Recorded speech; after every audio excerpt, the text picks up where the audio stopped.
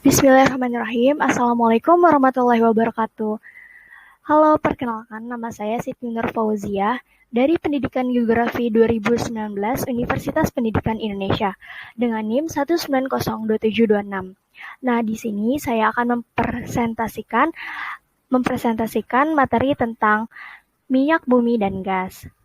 Nah, kepentingan minyak bumi dan gas dalam peradaban itu bisa dilihat bahwa minyak bumi merupakan salah satu sumber kekayaan yang sangat penting, yang berpengaruh dan merupakan salah satu faktor peradaban manusia. Minyak bumi mempunyai peranan khusus karena bukan semata-mata bersifat bahan galian, tetapi juga berupa bahan bakar. Nah, jadi minyak bumi dan gas bumi merupakan suatu sumber energi yang penting. Kemudian untuk pengertian minyak bumi dan gas, menurut Undang-Undang Nomor 44 Peraturan Pemerintah tahun 1960 tentang pertambangan minyak dan gas bumi, yang dimaksud dengan minyak dan gas bumi ialah bahan-bahan galian, minyak bumi, aspal, lilin bumi, semua jenis bitumen, baik yang padat maupun yang cair dari semua gas bumi, serta semua hasil-hasil pemurnian dan pengolahan bahan-bahan galian antrasit dan segala macam batu bara, baik yang tua maupun yang muda. Nah, ada beberapa pokok kebijaksanaan dalam penggunaan minyak bumi sebagai sumber energi. Yang pertama, ada kenyataan bahwa minyak bumi merupakan bahan dapat habis atau dapat dikatakan tidak dapat diperbarui kembali.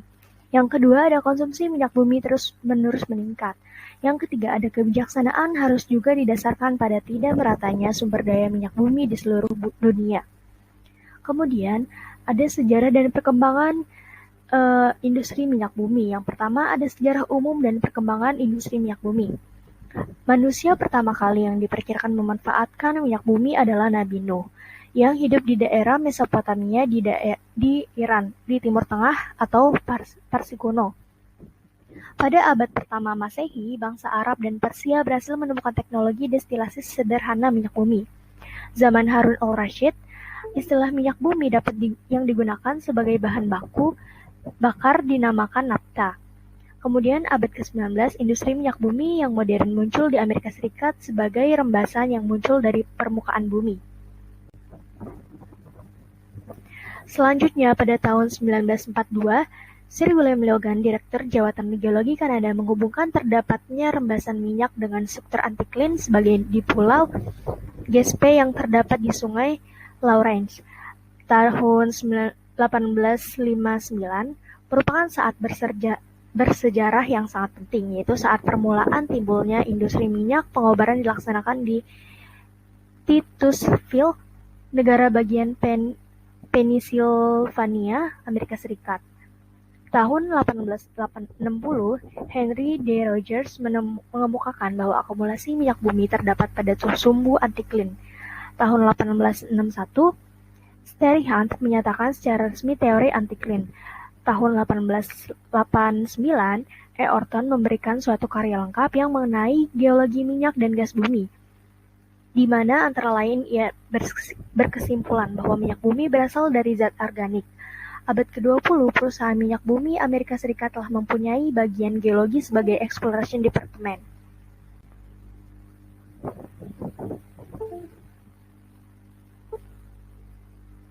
Nah, selanjutnya ada perkembangan industri minyak bumi di Indonesia. Perkembangan industri minyak bumi sebelum Perang Kemerdekaan. Yang pertama ada industri minyak bumi modern di Indonesia dimulai pada tahun 1871, yaitu usaha pemboran pencarian minyak bumi untuk yang pertama kali di Desa Maja, Majalengka. Kedua, ada penemuan sumber minyak yang pertama di Indonesia ialah pada tahun 1883, yaitu dengan ditemukannya lapangan minyak Telaga 3 dan Teluk Said di dekat Pangkalan Brandan di Sumatera Utara oleh seorang Belanda bernama A.G. Zelziker. Tahun 1912, perusahaan Amerika mulai masuk ke Indonesia dengan mendirikan perusahaan NP Standard Vacuum Petroleum Maatskappij. Tahun 1920 masuk dua perusahaan Amerika yang baru, dan kemudian pada tahun 1930 membentuk NPPM dan sekarang telah menjelma menjadi PT Caltex Pacific Indonesia. Tahun 1935 untuk eksplorasi minyak bumi Di Irian Jaya dibentuk sebuah perusahaan gabungan antara BPM, NPPM, dan NKPM, dan satu anak perusahaan diberi nama NNGPM. Selanjutnya, ada sejarah metode eksplorasi di Indonesia. Yang pertama, ada pencarian minyak dilakukan mula-mula oleh BPM yang pada waktu itu bernama Koninklijke. Tahun 1910 mulai dilakukan pemboran inti dan pada tahun 1918 dilakukan pemboran spiral tangan. Tahun 1920 metode baru mulai dimasukkan di Indonesia yaitu metode geofisika. Kemudian metode pemetaan udara dilakukan pertama kali di Indonesia tahun 1932. Dan selanjutnya ada perkembangan industri minyak setelah Perang Kemerdekaan. Tahun 1945 didirikan PT Minyak Nasional Rakyat. Tahun 1957 didirikan PT Permina oleh Kolonel Ibnu Sutowo. Tahun 1967 eksplorasi besar-besaran dilakukan oleh PN Pertamin dan PN Permina. Kemudian tahun 1966 PN Pertamin dan PN Permina digabung menjadi PN Pertamina. Tahun 1970 ditemukannya lapangan minyak Kasim di Irian Jaya. Kemudian ada minyak bumi dan gas. Teori keberadaan minyak bumi yaitu ada dua buah, yaitu teori organik dan teori anorganik. Teori organik sekarang ini banyak dianut oleh para ahli geologi, di mana minyak bumi dipercayai dihasilkan oleh sisa-sisa organisme yang sudah mati berjuta-juta tahun yang lalu.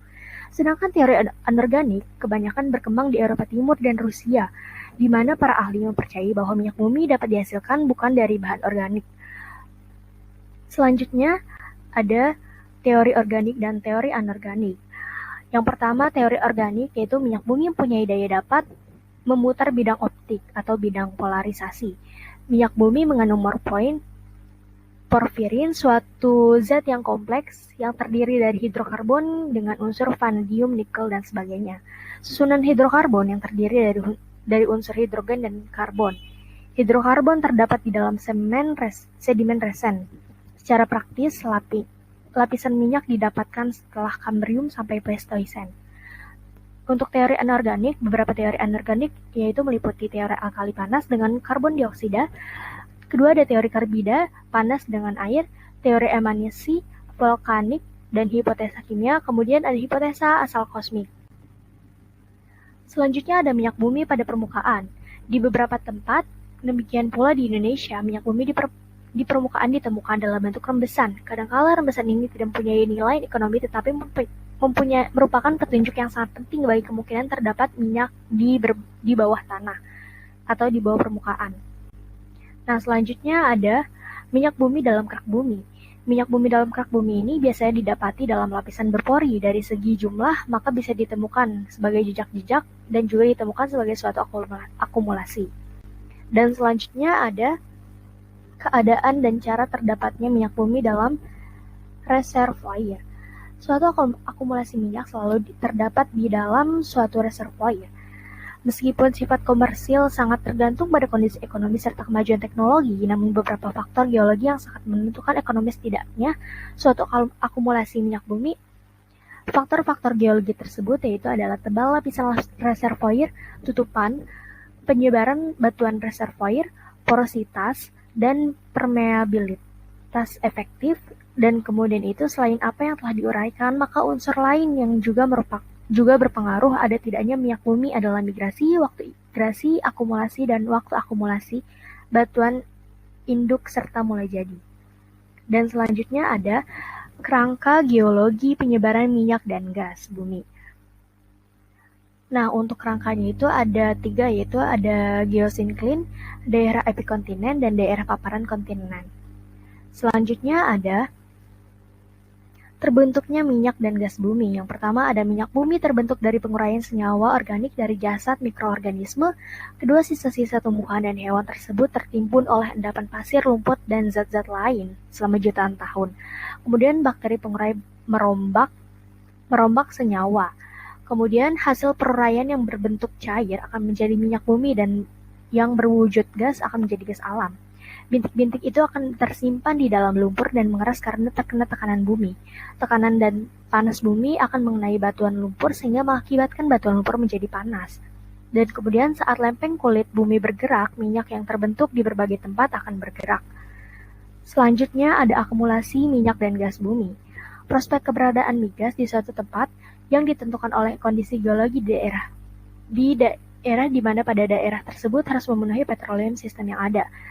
Nah, untuk akumulasi minyak dan gas bumi tersendiri terbagi menjadi 5, yaitu pertama ada batuan induk yang cukup matang, kedua ada jalan migrasi yang baik, ketiga ada batuan reservoir, keempat adanya perangkap, yang kelima ada batuan penutup. Nah, selanjutnya ada persebaran minyak bumi di Indonesia. Yang pertama ada di Pulau Sumatera, yaitu di Aceh, Sumatera Utara, Riau, Pelaju, Sungai Gerong, dan Muara Enim. Pulau Jawa itu ada di Wonokromo, Delta Sungai Berantas, serta Majalengka, Jatibarang. Pulau Kalimantan terdapat di Balikpapan, Pulau Tarakan, Pulau Bunyu Kalimantan Timur, Amuntai, dan Tanjung Rantau. Maluku terdapat di Pulau Seram, Papua terdapat di Klamono, Sorong, dan Babo. Selanjutnya ada persebaran gas alam di Indonesia. Yang pertama ada di Arun, Aceh, Bontang, Kalimantan, Jawa Barat, Sumatera Utara, dan Sumatera Selatan. Selanjutnya ada peta persebaran minyak bumi dan gas di Indonesia. Selanjutnya ada klasifikasi minyak dan gas bumi. Yang pertama ada kondensat, kedua ada gas kering, ketiga ada gas basah, keempat ada minyak ringan, kelima ada minyak berat. Nah, selanjutnya ada pemanfaatan minyak bumi, yaitu sebagai artur bensin, minyak tanah, solar, LNG, bahan oli, vaselin, parafin, dan aspal. Dan kemudian yang terakhir ada pemanfaatan gas alam. Nah, biasanya pemanfaatan gas alam ini dibedakan menjadi dua, ada LNG dan LPG. Yang biasanya yang kita gunakan untuk memasak yaitu adalah LPG. Sekian presentasi dari saya, kurang lebihnya mohon maaf. Wassalamualaikum warahmatullahi wabarakatuh.